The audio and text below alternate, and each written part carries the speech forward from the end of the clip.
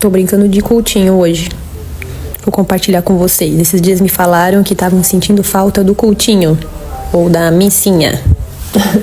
Estudo bíblico. Aqui, esse título diz: A vanglória dos coríntios e a humildade e a autoridade do apóstolo. Quem eram os coríntios? Coríntios eram os cidadãos que moravam na cidade de Corinto. E eles sofriam coisas que a nossa população sofre hoje. A desunião, a falsa verdade, a enganação. E eles se sentiam, mesmo assim, superiores. Mas os apóstolos vieram e falaram como eles se sentiam, né? Cristão tem muito, mas apóstolos poucos. Resumindo, os coríntios estavam sempre cagando regra, mas os apóstolos mostraram que não era bem assim. Porque não é fácil ser um apóstolo. Tem que ser perseguido e mesmo assim não pode desistir. Tem que continuar dentro do raciocínio que foi dado. Só tem um caminho, só tem o caminho certo. O resto é tudo. Não é erro, né? Na verdade, os outros caminhos também são certos. O caminho do erro leva a gente pro caminho certo, né? Se a gente erra, depois a gente acerta. É só errando que a gente aprende. É só através do desconforto e do prejuízo que a gente tem vontade de ir para um lugar melhor, né? Mais confortável e com ganhos. Eu gosto dessa parte aqui, a partir do 10 aqui, Vou ler aqui para vocês. Os apóstolos falaram então, né? Nós somos loucos por amor de Cristo, e vós sábios em Cristo. Nós fracos, e vós fortes.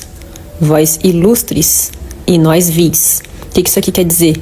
Os apóstolos estavam dizendo que eles agiam daquela forma e às vezes eram tidos como loucos, até como kamikaze, né? Dando a sua própria vida por Jesus. E que eles, os coríntios, no caso, eles não eram loucos. Eles eram tidos como sábios em Cristo, porque eles passavam toda a sabedoria deles, ou que eles diziam ser sábios, usando o nome de Cristo para dar peso a essa palavra. Mas nem sempre isso era verdade, às vezes eram falsas verdades, né? Usavam da influência de Cristo ou de Deus para dar peso às suas palavras. Os apóstolos ainda disseram assim: nós somos fracos, vocês são fortes.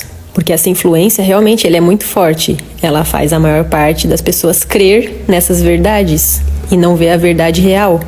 Vós são ilustres e nós somos vis. Até essa presente hora sofremos fome, sede e estamos nus. Recebemos bofetadas e não temos pousada certa. Nos fadigamos trabalhando com nossas próprias mãos. Somos injuriados, bendizemos. Somos perseguidos e sofremos. Somos blasfemados e rogamos. Até ao presente. Temos chegado a ser como lixo deste mundo e como escória de todos. O que isso quer dizer? Quer dizer que eles estão sofrendo todo tipo de ataque, mas mesmo assim eles não se balançam.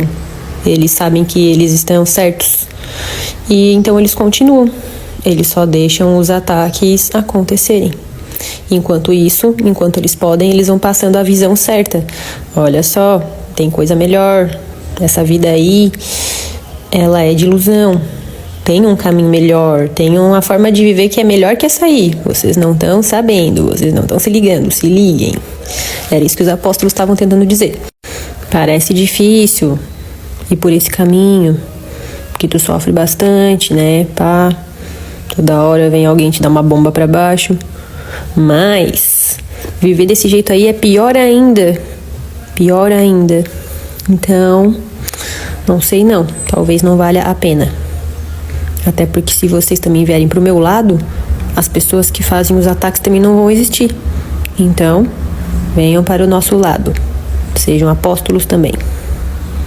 Tipo, dando essa ideia. Eles estavam falando isso. No caso, os apóstolos estavam dizendo que eles estavam vivendo uma vida de ilusão, que estavam cagando regra, né? Os coríntios. mas que isso aí afetava mais eles. Porque, tipo, quem pensa diferente simplesmente vai seguir reto. E ainda vai tentar trazer gente. E quem acaba vivendo da forma que é sugerida pelos coríntios, acaba sendo afetado porque vira prisioneiro da sua própria prisão. Tem que viver sobre todas essas regras que estão sendo faladas dentro desses exemplos, dessas caixas, desses padrões, né? E ainda por cima, isso tudo é uma ilusão, porque isso aí não traz felicidade. Continuando, ainda foi dito, ó, não falo essas coisas para envergonhar vocês. Pelo contrário, admoesto-vos como meus filhos amados. Admoesto-vos significa repreender com benevolência, como se ele estivesse repreendendo os coríntios com bondade. Vamos mostrar aqui, ó. Não é brigando, que não é indo pra cima de vocês que vocês vão me entender. Então, vou fazer com vocês como faria a um filho. Eu gosto de vocês. Então, vou ensinar de uma forma bondosa. Não é pra envergonhar ninguém, não é pra fazer ninguém ficar se sentindo um idiota. Pelo contrário, é para que vocês o quê? Admoesto-vos, portanto, a que sejais meus imitadores. Ele faz isso para que todos sejam iguais. Ou seja, repreende com bondade para que a pessoa entenda, para que os coríntios entendam os apóstolos, de que eles estão falando isso para o bem deles, para que eles vejam através do exemplo e queiram ser também. Sejais meus imitadores, sejam iguais, façam o mesmo. Eu não sou um louco, não sou um louco. Vocês é que não estão vendo a verdade, vocês estão sob a ilusão. Estão sob a ilusão. Estão entendendo? Inclusive, até repreender com bondade parece ser uma loucura às vezes. Sabiam?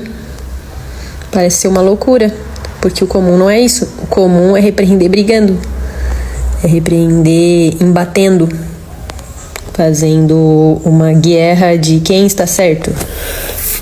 Mas não tem contrafatos, não há argumentos. O certo é o certo.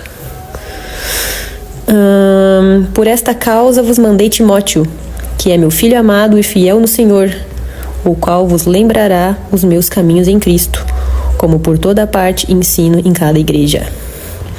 No caso, ele mandou uma pessoa para ser mais ou menos desse jeito. Deus, no caso, mandou Timóteo para que todas as coisas que falam em cada igreja, todas elas, cada uma do seu jeito, na sua doutrina, falam a mesma coisa. Mas na prática eu vou mandar alguém para fazer. Por que Deus mandou um cara, o Timóteo, coitado, para fazer na prática as coisas que eram ditas em todas as igrejas? Porque não adianta só falar, precisa fazer. Quer ver? Diz aqui na sequência, ó. Mas alguns andam inchados, como se eu não houvesse de ir ter convosco. Mas em breve irei ter convosco, se o Senhor quiser. E então conhecerei não as palavras dos que andam inchados, mas a virtude. Porque o reino de Deus não consiste em palavras, mas em virtude. Não consiste só em falar, consiste em fazer. O que queres? Irei ter convosco com vara ou com amor? Espírito de mansidão? O que ele perguntou aqui? O que Deus perguntou? Vocês querem o quê? Que eu vá até vocês pelo amor ou pela dor? Ó, aqui dizia assim, ó. Mas alguns andam inchados, como se eu não houvesse de ir ter convosco. No caso, eles estavam, tipo, indignados. Ó, como assim? Deus mandou essa galera aqui, os apóstolos, pra vir aqui cagar regra pra nós, sendo que nós aqui cagamos regras por aqui. Então, a observação foi essa. Alguns andavam inchados e achando a verdade, possuidores da verdade. Mas foi dito, ó, em breve eu irei ter convosco, se o Senhor quiser. Então, conhecerei não as palavras dos que andam inchados, mas a virtude. tudo que vocês falam vai cair por terra, porque há uma verdade, e ela é uma só. Contra fatos não há argumentos. Como é que era o tal do Timóteo? Tem 2 livros sobre ele aqui na Bíblia. Outra hora vocês vão ali e leiam como era o Timóteo. Ele era pica. Ele era foda. Ele era bondoso, benevolente, mas ele era justo, né? Ele era cauteloso, observador. Ele era muito preciso. Mas se precisasse pesar a mão, ele tinha autoridade. Deus o autorizava a pesar a mão, se fosse para que o bem prevalecesse, né? Ele era isso aqui, né? Sejais meus imitadores. Ele era um dos imitadores de Cristo. Cristo era um dos imitadores de Deus. E assim consecutivamente, vários também foram imitadores de todos esses. Imagem e semelhança. Só explicando um pouco porque algumas pessoas na Terra parecem um pouco loucas. Porque é pra ser assim. Já foi previsto há muito tempo que assim seria, né? Porque na verdade a loucura é só um adjetivo criado, um título, um rótulo. Na verdade não é uma loucura, é só o ponto de vista de outras pessoas. E isso ajuda a causar desconfortos. Pessoas loucas que fazem coisas inusitadas causam, no mínimo, um desconforto, ou sei lá, um questionamento, ou um julgamento que seja. Causa um desconforto. O desconforto é bom, ajuda a humanidade a evoluir. A única coisa que leva a gente a sair de um lugar e ir para o outro é o desconforto. Por que a gente sairia de um lugar para o outro se a gente está confortável? Se está desconfortável, não. Se está desconfortável, a gente chega a ficar sufocado. Não, preciso para um lugar melhor. Daí tu vai ir atrás de um lugar melhor. E tu só vai conseguir chegar no lugar melhor quando tu souber o caminho no lugar melhor. Então, tu vai pesquisar, tu vai dar um jeito de sair dali pelo teu melhor, né?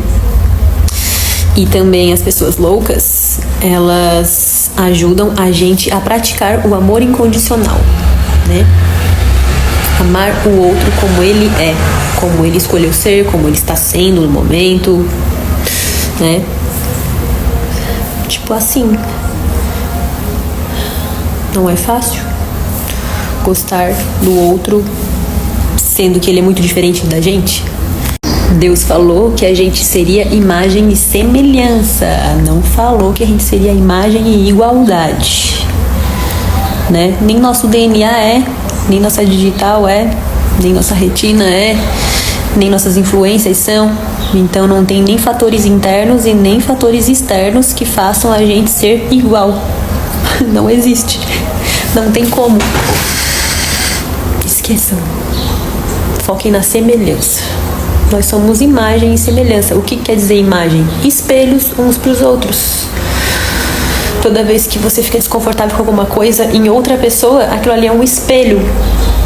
Aquela situação está te mostrando um desconforto. Vai de nós nos questionarmos: por que eu estou me sentindo desconfortável?